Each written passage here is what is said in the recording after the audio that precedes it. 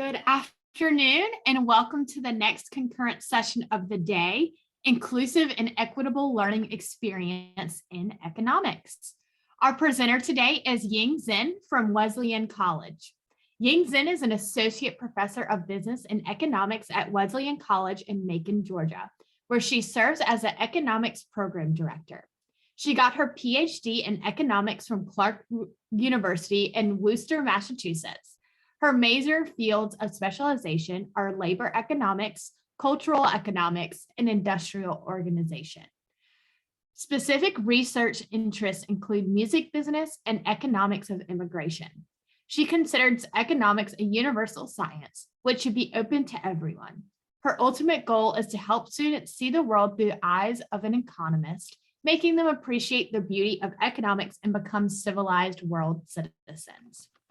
If you have any questions for the presenter during the session, please feel free to enter those into the Q&A section at the bottom of the Zoom room screen, and we will address them at the end of the talk. And on that note, I will hand it over to our presenter, Ying Zhen. Thank you, Daisy. Thank you so much. So may I know if I'm able to start my video? I tried, but I'm not able to. I apologize. You should be able to share your video now. Okay. Thank you so much. Good afternoon, everyone. This is Ian, and thanks for being here, and thanks to Daisy again for a very detailed introduction of me. And today I'd like to share with you my educational note, which is called Inclusive and Equitable Learning in Economics. So may I share my screen? Just give me 1 second.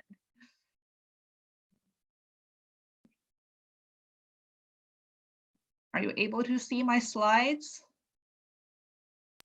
I can see them, yes. Okay, I'll enlarge it. Okay,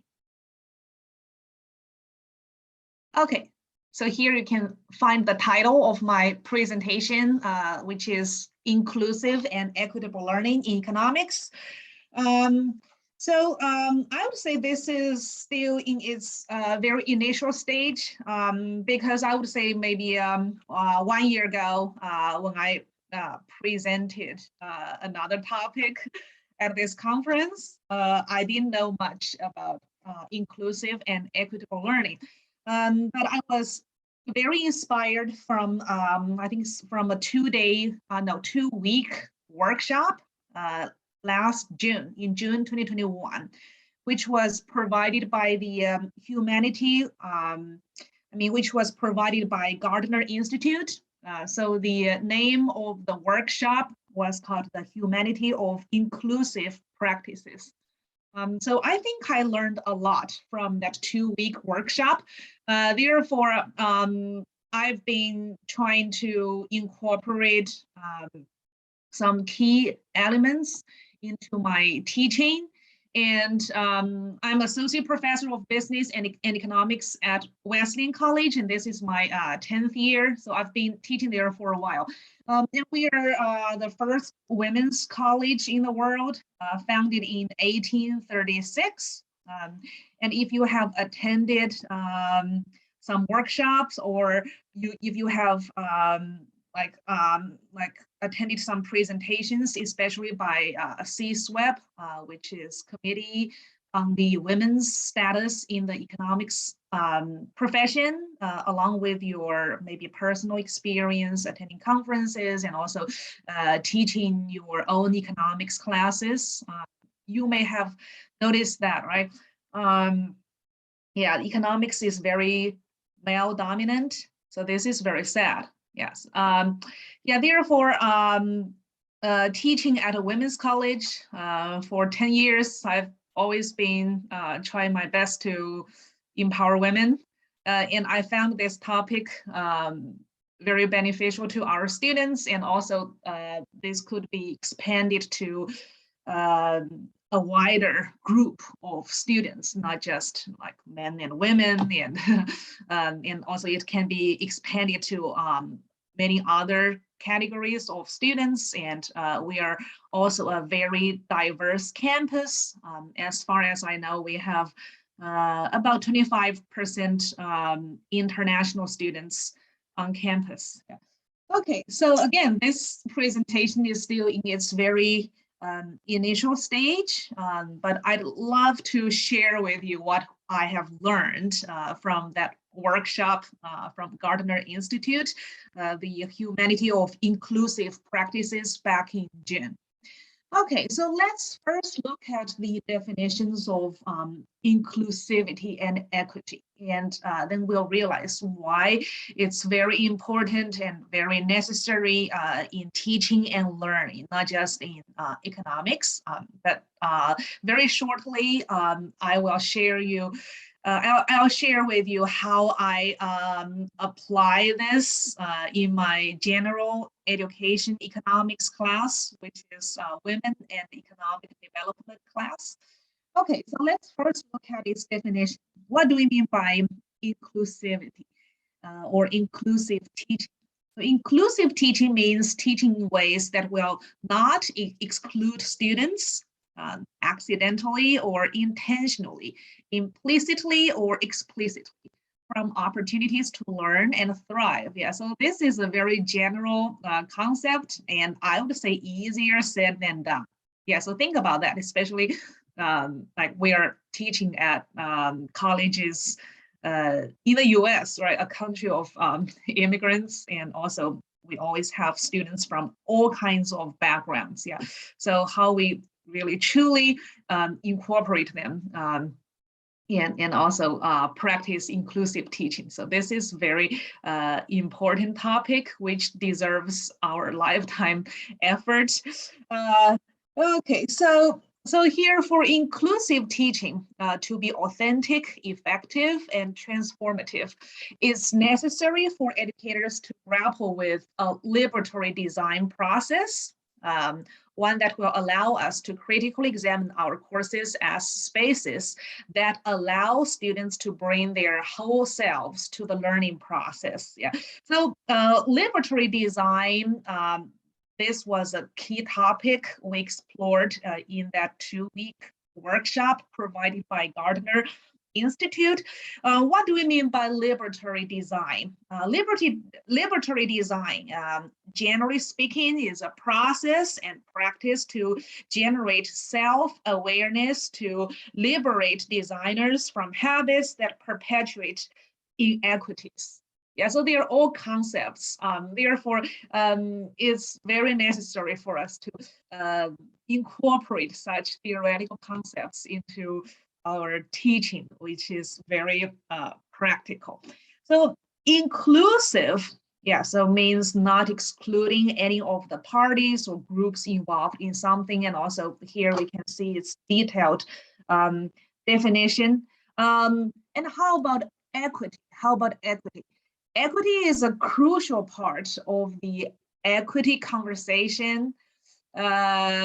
I would say, yeah, which is creating meaningful opportunities for people to connect to why equity matters to them. Yeah, so they have something in common. And yesterday I attended a session and I saw an image that the presenter incorporated, very, very useful. So this image interprets the difference between equality and equity, because they sound very similar, right? But from this image of building ladders, we can tell the difference between equality and equity. So very, very vivid explanation. So equality emphasizes that each individual or group of people is given the same resources or opportunities. So such as the 3 ladders, they're of the same height, but regardless your height, right, you get exactly the same ladder, but it may not be necessary for the top people to get get a ladder of this height, right? As we can easily see, like here we have a child, so even with the same height of the ladder, he still cannot see the game, which is a pity. While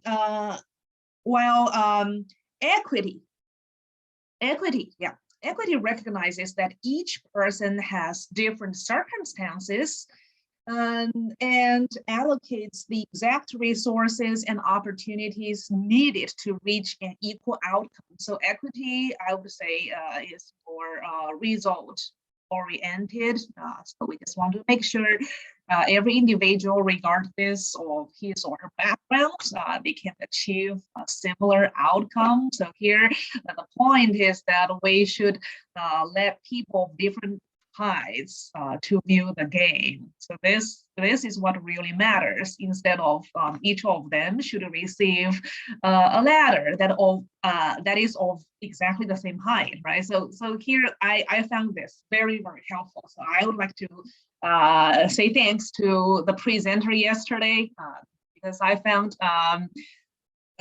many topics discussed yesterday very, very useful, and I think my presentation would enrich one of the presentations yesterday.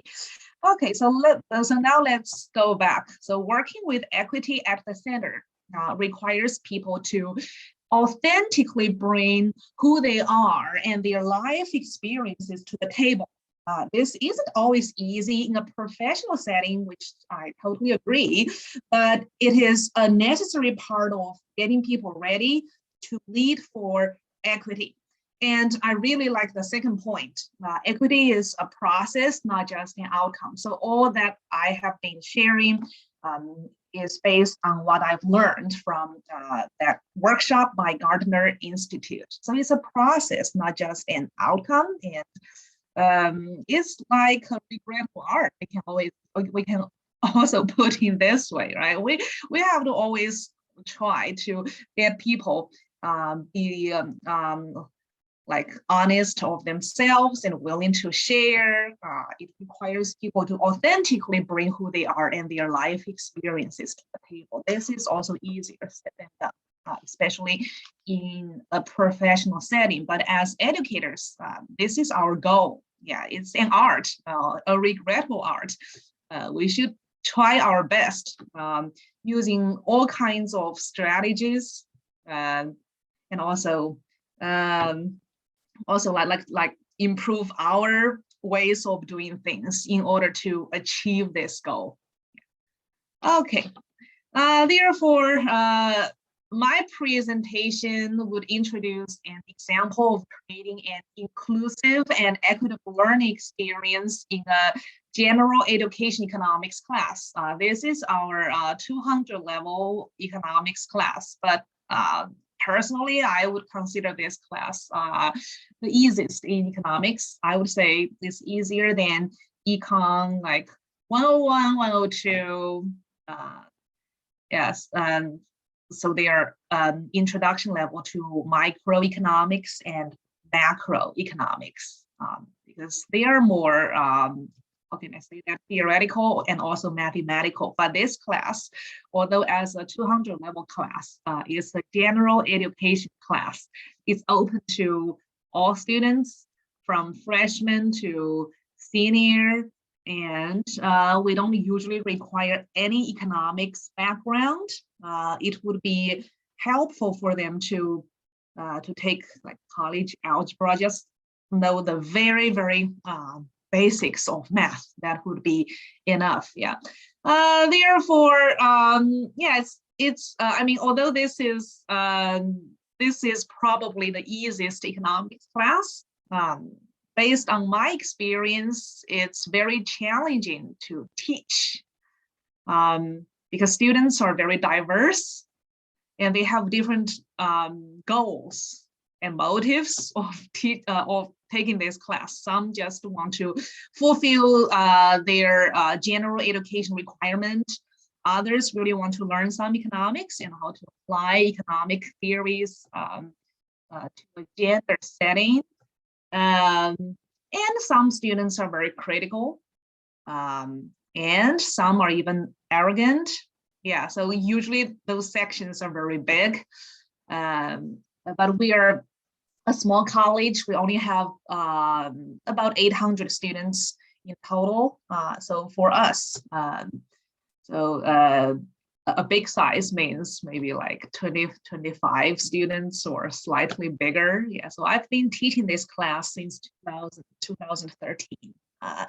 And to my surprise, at the end of each semester, there are like 1 to 2 students who put some very thought-provoking words in my teaching evaluation. So they said like this class, right? The materials are like very biased, or they are like sexist or racist. And some said this group role play assignment is sexist. Yeah. Yeah, so let's take a look.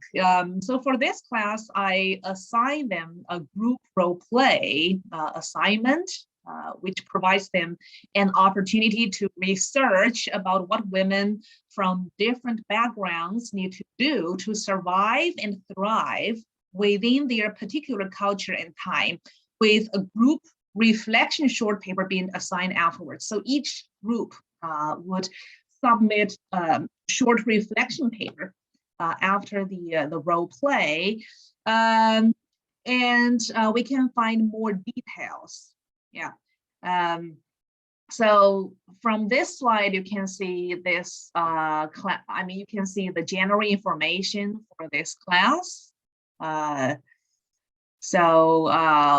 goal is to study the impact of economic change on women by analyzing how age, sex, and race hierarchies modify changes in women's roles in different societies of Asia, Africa, and Latin America. The content is that this course focuses on the effects of economic growth on the socioeconomic status of women. Most importantly, students will study the means by which patriarchy has persisted in various parts of Africa, Asia, and Latin America by redefining itself, even as economies have modernized. Yeah, so it focuses on the on women in developing countries or those underdeveloped countries. And this is a cross-listed class, so business, women's studies, and economics. So that's why we always get big sections. And as I pointed out, right, this class is not very easy to teach because some students have different views from the very beginning. So they think this class, the materials, and especially this group role play assignment is sexist because we are generalizing women's characteristics from a particular culture or background.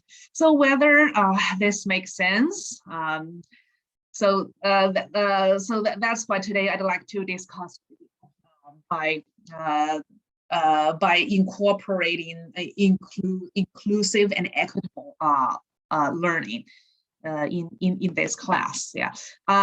So I would say the major benefits to you would be you will be introduced in in-class activities and assignments to create an inclusive and equitable learning experience in the economics classroom. So here, let's look at the possible challenges from this class. Yeah, because this class is called Women and Economic Development, and in some other institutions, this class is called Economics of Gender. So we have to admit from the very beginning, there are differences between genders and also among races, ethnicities.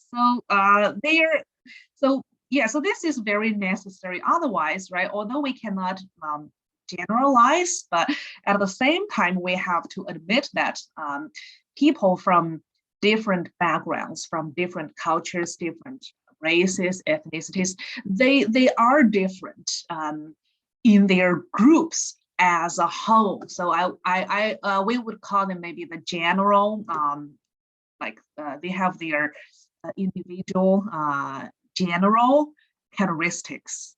Yeah, so we have to acknowledge that. Otherwise, there is no such a subject. Why there is a field, economics, called economics of gender. So we have to accept there are general differences from each group of people. And look at the micro level, of course, right? We cannot generalize.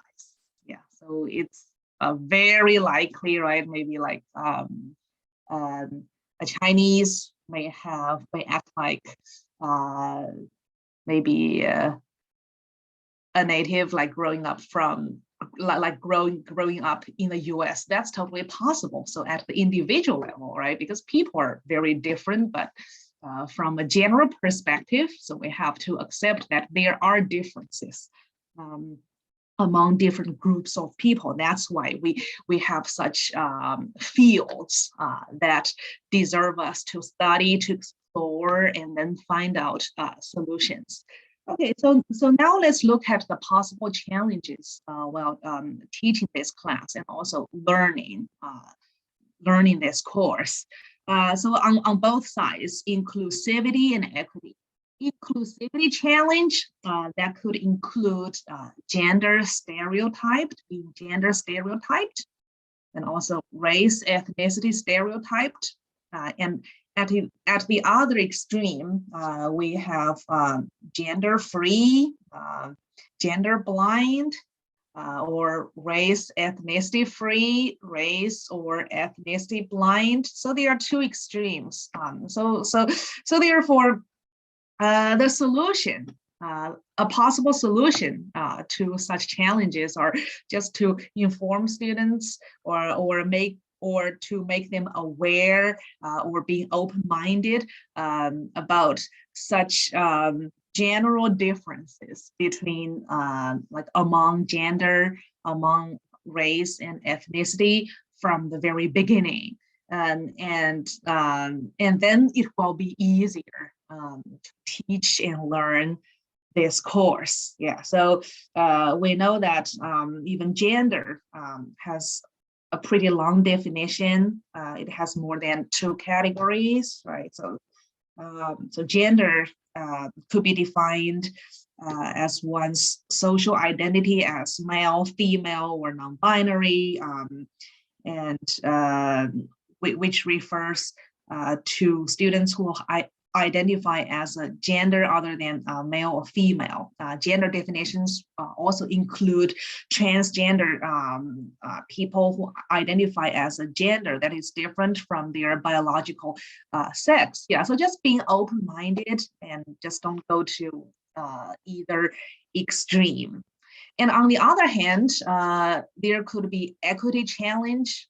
So gender equality involves empowering all students and providing them with the same human rights. It also includes correcting biases students hold of themselves or gender identities other than their own. So they do have something in common. And students' self-awareness that would affect their see, engage, and act. So this is what I learned from that workshop held by Gardner Institute. So I learned the leading for equity framework. So I'd like to introduce you briefly, which is a powerful yet simple process that challenges us to see, engage, and act. It asks us to question traditional leadership and consider adopting equity leadership. Yeah, so this is very theoretical or pedagogical, but at least we can just take a look and then think about these elements, and then think about how we could incorporate such key elements in our teaching and learning. So this is just a framework. You could easily go to their website. It's the National Equity Project website. Here you can find the website and then find more details. Okay, so let's first look at the See, Engage, Act framework. Okay. So this framework provides us a frame of reference that enables leaders to navigate the complex territory of equity challenges and to develop the capacity to engage in purposeful leadership action. Equity leadership moves from inside out, so we can see and then engage and then act.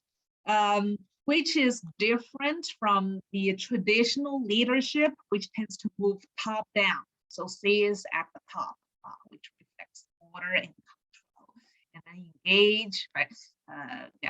Which involves the hierarchical management, and then act, right? Directing strategy and plans. How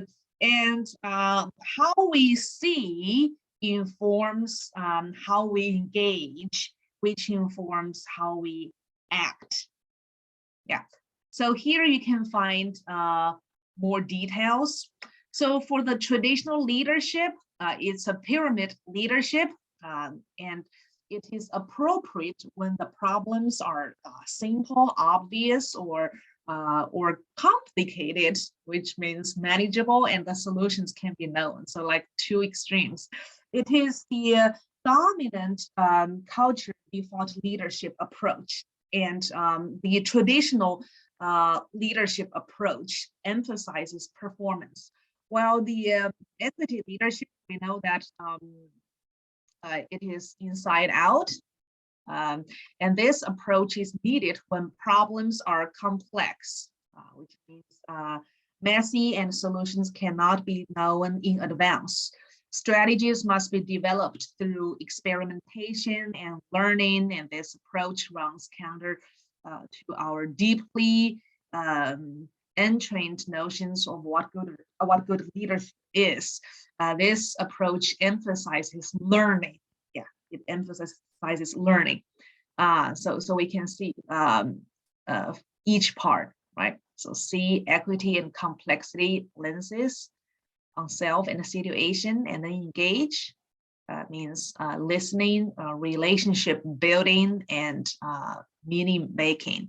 And act means direction setting, safe to fail, experimentation, and learning. So basically, leaders need to see the system from a historical, socio-political, and structural standpoint to better understand how things got to be the way they are. And part of the work of equity is make the invisible visible. And then they need to engage in deep listening and hear the stories of people's lived experiences and their dreams. Engaging isn't buy-in, it's about shared understanding of the issues and co-creation of the solutions. And lastly, leaders need to act differently and use design methods such as the liberatory design. Probe the system, define the problem, experiment, while simultaneously noticing and reflecting on the impacts of those changes on people and outcomes. Yeah, so here I found some materials from the website, so which I'm very grateful. Okay. And here we can see the liberatory design cycle. Again, everything I introduced so far is very theoretical, but the most important thing is how we incorporate such elements into our teaching and learning. So I'll use my assignment to show it. Okay, so here we can see, right, the See, Engage, Act model is here, and the See system, right? Here we can see from the top, it includes yeah. So the C part includes the C system and emphasizing which is to identify the equity challenge. So the C system recognizes patterns of inequity. It looks at the system creating and identify a challenge to address. And empathizing refers to listen to stories from those impacted by the challenge and build relationship in the process. And number two, engage. And here we can see it includes two parts, to define and to probe. Define here means to determine how complex the challenge is and if we need to understand it better. And probe means to design small, safe to fail actions to learn more about the system and the challenge. So this part is to better understand the challenge. And then the act part involves prototyping and testing. And the purpose is to design and test potential strategies. Prototyping means imagining possible approaches and designing potential strategies to test and learn from. And test, means testing strategies with stakeholders and use feedback to improve the design. And we also have the notice and reflect. So this is in the center, this is the core, notice and reflect. So notice refers to practice self-awareness, which includes identity, emotions, and power, and situational awareness, which includes context, people, and history. Reflect means to pause, to reflect on actions, impact, emotions, relationship, and adjust intentions, directions, and presence. So this short resource gives an overview of the cycle of liberatory design. As we examine this graphic, so we may consider a course we teach or a project we are working on at our institutions, which could be examined through this framework. Therefore, in my class, in my Econ 210 Women and Economic Development class, so I'd like to assign this group role play assignment plus a group reflection paper, because I think this group project is able to incorporate the key elements of the liberatory design and also the equity framework, how to encourage students to see and then engage and act.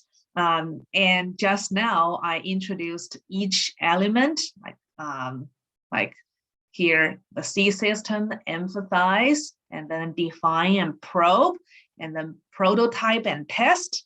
So I would say here the three key elements can be greatly incorporated in the group role playing part. While the core element, notice and reflect, they can be incorporated in the group reflection paper. So here you can find all the details of this assignment, the group role play, so this is students' opportunity to research about women of different background. So in terms of race, ethnicity, educational attainment, work experience, marital status, number of children, countries of origin, place of living and work, etc., need to do to survive and thrive as best she could within her particular culture and time. I require students not to play a role that is in their own ethnicity. So they have to play roles that are not in their ethnicities. Therefore, this would provide them a great opportunity to do research of women of other backgrounds. Yeah, so this can encourage them to do research and learn from different cultures, and then find solutions, and then eventually grow together. So I would say this part, just can greatly incorporate those key elements from the liberatory design. And after their role play, each group needs to write a reflection paper that summarizes how a woman's choices and activities were shaped by her gender, race, ethnicity, and other factors, and reflect on what her example says about women's experiences and achievements. Yeah, which is, and this paper is 5 to 7 pages long, double spaced. It's a short paper, and each group will submit only one paper, and all group members will receive the same grade. So this could reflect the core part of the liberatory design cycle model. Okay, and here I just like divide this group assignment into different categories. Yeah, because this part is based on our like final project for that 2-week workshop by Gardner Institute. So implementation, right? So you can see all the details, and the outcome goal. This assignment is an opportunity for students to research about what women of different backgrounds need to do to survive and thrive as best she could within her particular culture and time. It aims to explore the differences in order to help achieve equity among women in different cultures, and also inclusivity, because they are different, but also they have something in common, and this group project would encourage them to incorporate both in their learning. And assessment, which is mainly on that group reflection paper, but the role play will also be graded, but it will be self-graded by students, and it accounts for 30%. Yeah, the paper is 70%. Allies, my colleagues teach economics and women's studies classes, because we'll have a women's studies program. And advocates, my colleagues teaching general education classes, and how to widen the circle of impact. I'd like to apply the equity leadership model to engage multiple perspectives across identity and role power difference, and have the liberatory design to incorporate all the elements of the process. I may also share this assignment with Women's Studies program and collaborate using both the model and design. Yeah, so I think that's pretty much everything. So again, this is still in its initial stage, but I would consider this project an example that can incorporate the inclusive and equitable learning in economics. So thank you very much for attending my session. Thanks for being here. Thanks for your time. Do you have any questions? Yes, if anyone has any questions, please feel free to throw them in the Q&A box at the bottom, and we'll be happy to answer those for you. Yeah, because I cannot see the audience. Yeah, we have the Zoom webinar format. So feel free to email me if you have any questions, or if you have questions now, I'd be very happy to answer them. So it does look like we have a question that just came through. And it says, I would like to know how students respond to that role-playing assignment. Okay, so thank you for your question. I can also see it from the chat box. How students respond to the role-playing assignment. So based on my experience, students, most students, I would say maybe more than 90%, they are very, very excited in that role play. Yeah, and so every group has about maybe like 5 to 8 students. And every semester they are very well prepared because students in general consider this part very fun. And also the rest students are also very engaged. They are very serious and also very active in grading each other's performance. And also regarding to the group reflection paper, I would say, based on my experience, every semester, each group is doing a great job. Yeah, there are just like 1 to 2 students every semester who are very critical, who are like, yeah. So their issues, I would say they're just like part of the inclusivity challenges. Basically, they consider such an assignment like sexist and racist, but that's why I'd like to point out at the very beginning, we have to acknowledge the differences in different groups of people, because there are differences, so we should be open-minded. But at the individual level, yeah, we shouldn't generalize. Yeah, so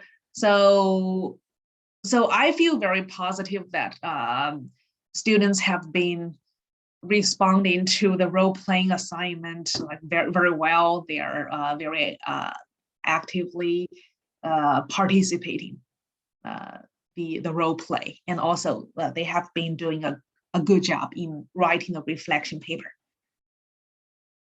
Yeah, thank you for the question.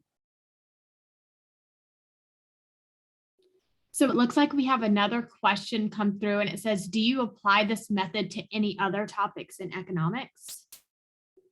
Okay, so far, I haven't widely applied this method in other topics, because as I said, yeah, I think I'm still pretty new to such topics, but I feel this is a very popular topic in higher education, how to make your teaching and learning inclusive and equitable. Very, very popular topic today. Yeah, so I'll definitely try to apply to more topics. Yeah, because economics is not an easy subject to teach. And currently, we only have a minor in economics. And before we had a major, and then because another senior economics professor retired, and then and then we experienced some financial challenges. So now we only have economics minor. So I've been working very hard to stimulate students' interests in economics. I'd like to get more students minoring in economics and also take more econ classes. I feel it's very useful subject. Everyone should learn some economics. And especially teaching economics at women's college. Yeah, so this is especially very important. We do have about 1 minute left if anyone does have any last minute questions to ask. So if you do have one, go ahead and throw it in so we can go ahead and get that answered for you before we run out of time.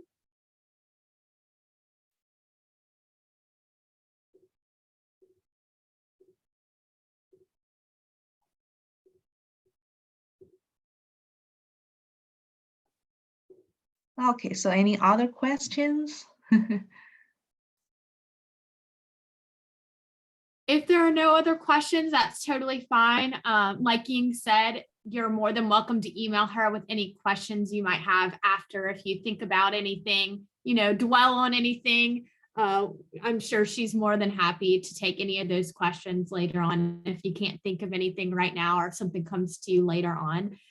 But thank you so much, Ying, for all the valuable information you shared with us today. This was such a wonderful presentation. And I definitely learned a lot from it. So thank you so much for taking the time to share with us today.